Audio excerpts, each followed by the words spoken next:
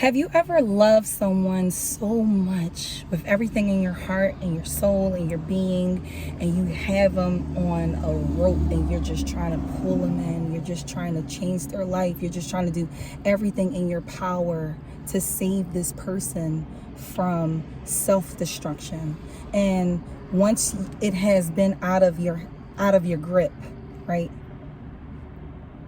And you have no choice but to release, you are then watching them self-destruct. I just want to remind us that we aren't in control. Allah is in control. Allah has the control. And releasing the desire to operate our lives as if we're operating Sims, the game from the old days. Nowadays is Roblox. Releasing the desire to chase.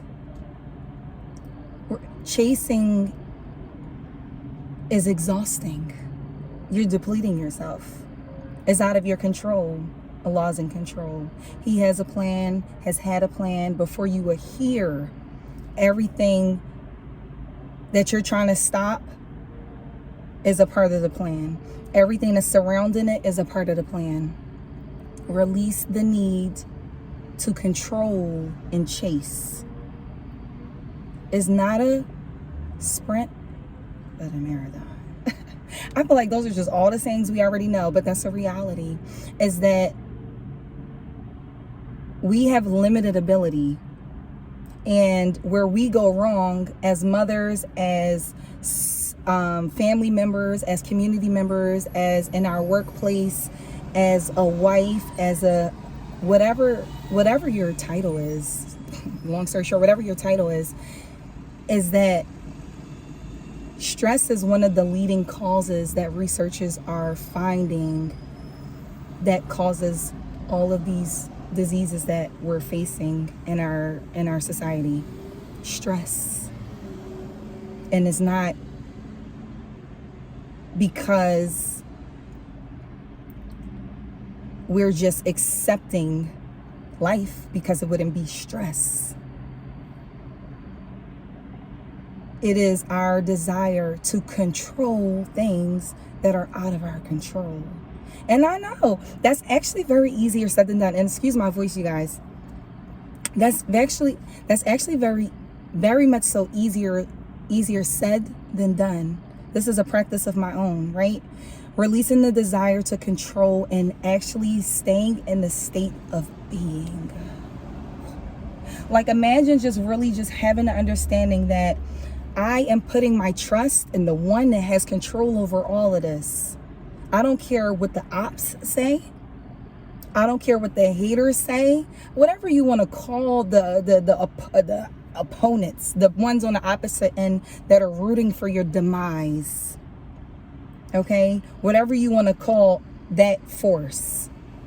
I don't care what their perspective is. I'm trusting that Allah has the best plan for me. His plan is beautiful. I mean, even if we reflect on our own life, right? Okay, so just think about us and our experiences.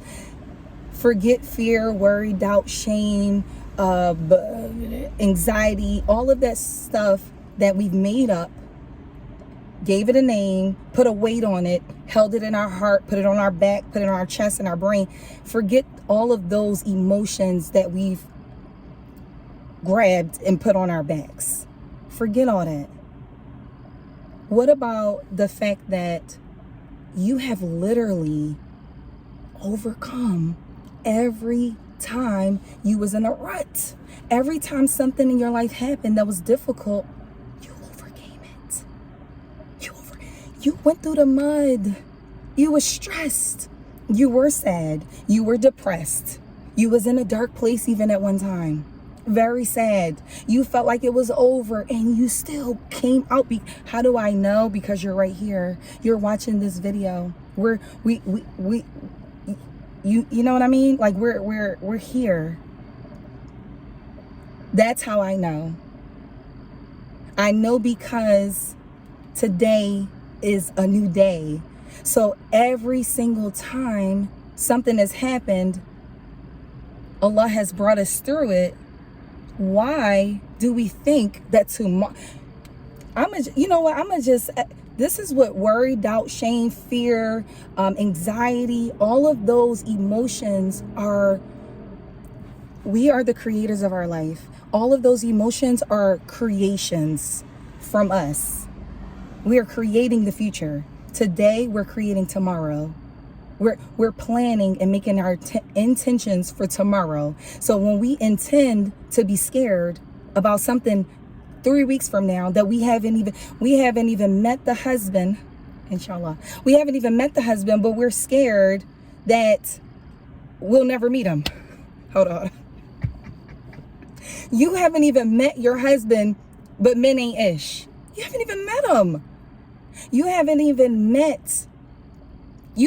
moved to that state, but they're racist. You don't even know. All right, let me chill. You don't know nobody that live there. You don't know a soul that lives in that state, but they're racist. Because you heard through the grapevine somebody else's bad experiences from a life they created. And sometimes people do have experiences, of course. But somebody else created something, or you just have your own negative thoughts from whatever, from your childhood, from things you've seen that you aren't a part of.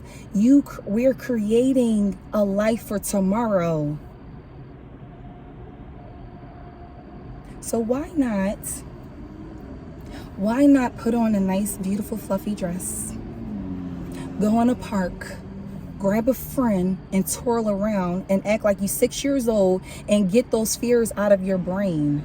Why not do that? Why not sit down with your sisters, some friends, and have some tea and make believe? Like, let's create a fake story, right, for the future, but let's make it good. Like, why not climb a tree? Like, if you have mobility and God has blessed you to go outside, why not go sit in the grass? Why not talk on the phone with your friends and make up stories of the man that you want? That's going to be so amazing to you and those children. Why are we creating these fake stories? Why are we scrolling on the internet and listening to other people's terrible experiences and just automatically assuming that God is going to do that? Why are we putting such negative narratives on the most merciful? Do you know how merciful Allah is? Clearly, you do now, because we thinking about tomorrow and we planning for tomorrow. But before, you was tripping.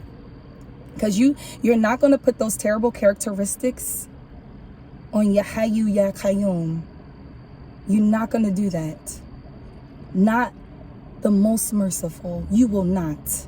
He has a beautiful plan in store for you. I mean, look at the sky. It is cotton candy. It looks like cotton candy. Look at the sunsets. How dare you think that he has a terrible plan for your future? Like, come on. Anytime you went through hurt and pain in the past, you got through it.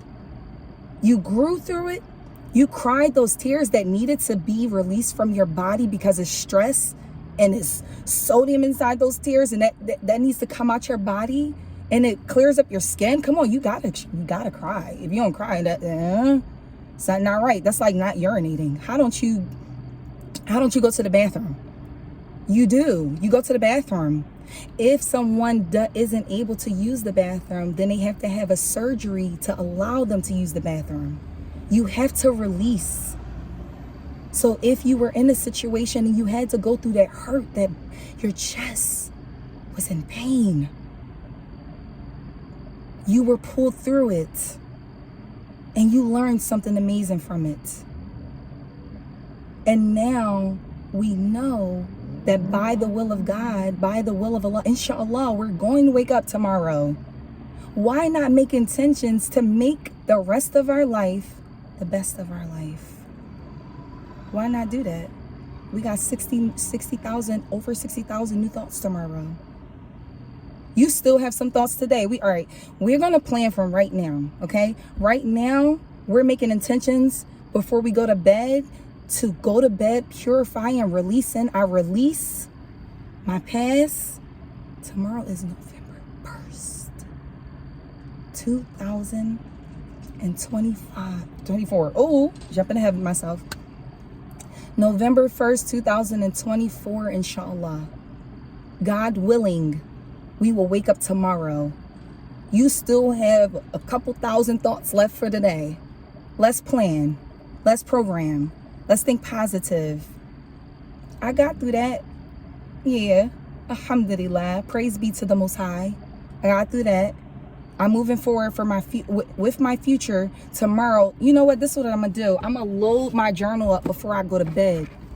I'm going to load it up. Literally. Load it up.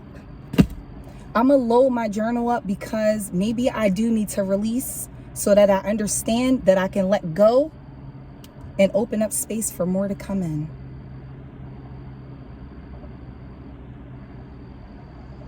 Release the need to control and just be.